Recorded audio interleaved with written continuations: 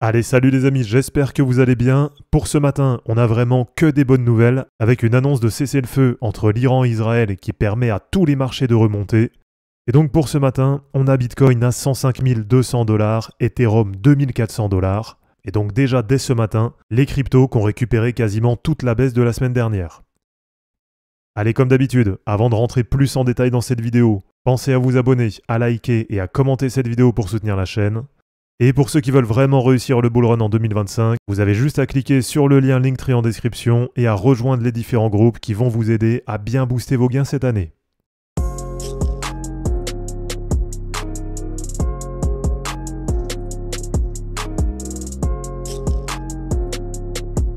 Bon, déjà la bonne nouvelle, c'est qu'il y a un cessez-le-feu entre Iran et Israël. Donc bien sûr, au-delà des marchés financiers, la paix dans le monde, ça reste le plus important. Et donc on a Trump qui a déclaré que l'Iran et Israël se sont mis d'accord pour un cessez-le-feu, ce qui a permis directement à l'ensemble des marchés financiers de remonter. Là on a le CAC 40 qui se porte plutôt bien ce matin, avec plus 1,15%. On a le DAX, l'indice allemand, qui se porte aussi plutôt pas mal, avec plus 1,58% ce matin. Et on a l'Eurostock 50 qui rebondit déjà de quasiment 2%. Alors du côté des indices US, c'est pareil, ça se porte plutôt bien ce matin, avec le Nasdaq et le S&P 500 qui continuent à remonter, et qui sont, je vous rappelle, plus très loin de leur ATH de début 2025. Donc là, vraiment, ce qui fait plaisir, c'est que ce rebond, il concerne quasiment l'ensemble des marchés. Et du côté des cryptos, eh bien, on a Bitcoin qui a réussi à réintégrer son range. C'est vraiment une première étape importante. Et on voit qu'on a Bitcoin qui est déjà de retour dès ce matin sur sa moyenne mobile 7 hebdo, et donc qui est finalement plus très loin maintenant de se retrouver quasiment dans la meilleure configuration possible, si par exemple sur la semaine, il venait à repasser à la hausse cette moyenne mobile 7. Alors du côté d'Ethereum, là c'est pareil, c'est plutôt pas mal, avec du coup là sur ce début de semaine, le rebond sur la moyenne mobile 20 en hebdo, et une nouvelle fois, ça nous prouve bien que les gros niveaux support, ils restent vraiment pertinents. Et alors là pour l'instant du côté d'Ethereum, et ça va être le niveau à suivre là sur la semaine, on a cette moyenne mobile 200 hebdo qui pour le moment tient bien en résistance. Et là, ce qui serait positif, eh bien, ce serait de voir Ethereum passer au-dessus de ce niveau et donc venir clôturer la semaine à peu près au-dessus de 2460 $. Donc là, vraiment, je sais pas ce que vous en pensez, mais en tout cas, si vous avez regardé la vidéo d'hier, je vous avais donné toutes les infos dedans en vous montrant bien que pour le moment, ça restait vraiment une toute petite correction et qu'on n'avait aucun gros niveau support qui avait été enfoncé, que ce soit sur Bitcoin ou sur les altcoins. Et je vous avais montré que comme bien souvent, quand on a ce genre de correction, si on sélectionne les bonnes cryptos, en général, on arrive à trouver des bonnes opportunités pour des recharges. Et sur le market cap des cryptos, eh bien là c'est pareil, pour le moment avec le rebond, ça permet de réintégrer le range.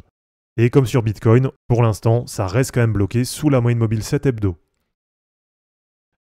Alors un autre point là qui est vraiment super positif, et qui est un point que j'essaye de vous montrer assez régulièrement au fil des semaines, là, c'est du côté du dollar qui continue à corriger. Donc forcément, pour nous, du côté des marchés, ça nous arrange, puisque plus le dollar est faible et plus ça profite aux actifs. Et donc là, du côté du dollar, ce qui est vraiment super important, c'est que là, sur la semaine, ça vient de buter en résistance sur la moyenne mobile 7 en hebdo. Et donc ça veut dire que pour le moment, on a toujours cette dynamique baissière qui continue, avec aucun retournement de tendance sur le dollar. Et surtout, le dollar qui est pas loin de passer sous les 98 et donc qui est pas loin d'aller faire un nouveau point bas sur le cycle. Alors du côté des objectifs sur le dollar, je vous rappelle qu'il y a très longtemps, ça doit faire au moins 1 an ou 1 an et demi, j'avais défini cette zone comme étant une zone qui me paraissait cohérente pour un éventuel point bas du dollar sur le cycle. Et donc cette zone, elle est entre à peu près 95 et 90 sur l'indice DXY. Et avec un niveau qui me paraît cohérent, qui est un peu au-dessus de la moyenne, qui est à peu près vers 93,40. Donc on verra sur les prochaines semaines comment ça va évoluer.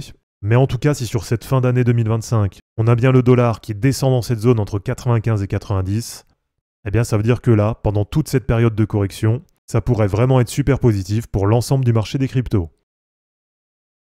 Et allez, pour terminer, le dernier point qui pour le moment est plutôt positif là sur le début de semaine, c'est du côté de la BTC dominance. Alors même si pour l'instant, il n'y a pas non plus de vrai retournement de tendance, et même si sur la semaine dernière, on a la BTC dominance qui a touché un point haut sur le cycle, avec là quasiment 66% de dominance pour Bitcoin. Donc là, c'est vrai qu'on est quand même sur un cycle qui est assez particulier. Mais en tout cas, là, ce qui est pas mal, c'est qu'une nouvelle fois, on voit qu'on a le haut du canal ascendant qui arrive à bien tenir en résistance. Donc là, éventuellement, comme c'était le cas en octobre-novembre 2024, Et comme ça a été le cas un peu plus récemment, vers fin avril 2025, eh bien on peut envisager que là, on est de nouveau sur un point haut, et donc que derrière, sur une période plus ou moins longue, on va avoir les altcoins qui vont surperformer Bitcoin, et forcément, il y a bien un moment où on aura un vrai retournement de tendance. Là d'ailleurs, si on regarde sur le cycle, la fois où vraiment on a eu la plus grosse correction sur la BTC dominance, c'était en fin d'année dernière, donc à peu près vers novembre-décembre, où là en fait pour la première fois sur le cycle, on a vu un break baissier du canal ascendant, et à ce moment-là, ça marquait un vrai changement dans la dynamique du marché. Mais voilà, malheureusement, on le sait derrière, assez rapidement ça a réintégré le canal, et derrière, on a même la BTC dominance qui a réussi à aller chercher des nouveaux points hauts. Donc voilà, vraiment pour l'instant c'est quand même positif. Maintenant, comme à chaque fois, l'important ça reste quand même de tempérer. Donc là, on va pas tirer non plus des conclusions trop rapidement, puisque pour l'instant, cette remontée, elle se fait vraiment par rapport à l'annonce de l'accord qui a été trouvé. Donc à voir un peu sur les prochains jours comment ça va évoluer de ce côté-là. Et éventuellement, s'il y a même un accord de paix qui est trouvé, eh bien là, sur tous les plans, que ce soit géopolitique ou économique, ça pourrait vraiment être super positif pour la suite. Et allez, pour terminer pour le point altcoin, eh bien j'ai mon long sur SUI qui est en train de se passer super bien. Donc je vous avais dit hier que j'avais un long sur SUI en levier 10 que j'avais ouvert à 2,47 $. Donc là pour l'instant ce matin j'ai toujours pas pris de profit dessus. Et avec la perf actuelle, là je dois être à peu près à plus 125%. Donc je suis déjà à plus de x2 là sur la position. Mais là pour l'instant j'ai pas encore pris de TP dessus.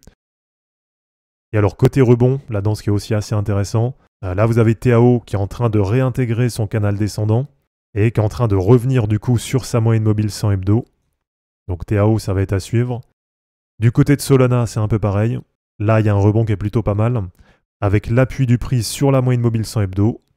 Donc une nouvelle fois, on voit que les gros niveaux support, ils arrivent à bien tenir. Et dans la vidéo d'hier, par exemple, je vous avais partagé Bonk comme étant une crypto qui me paraissait plutôt pas mal là sur les prix actuels. Et donc là aussi sur Bonk, pour l'instant c'est plutôt pas mal, avec déjà un plus 16% par rapport à hier. Donc voilà les amis, c'est terminé pour cette vidéo, j'espère en tout cas que ça vous aura plu.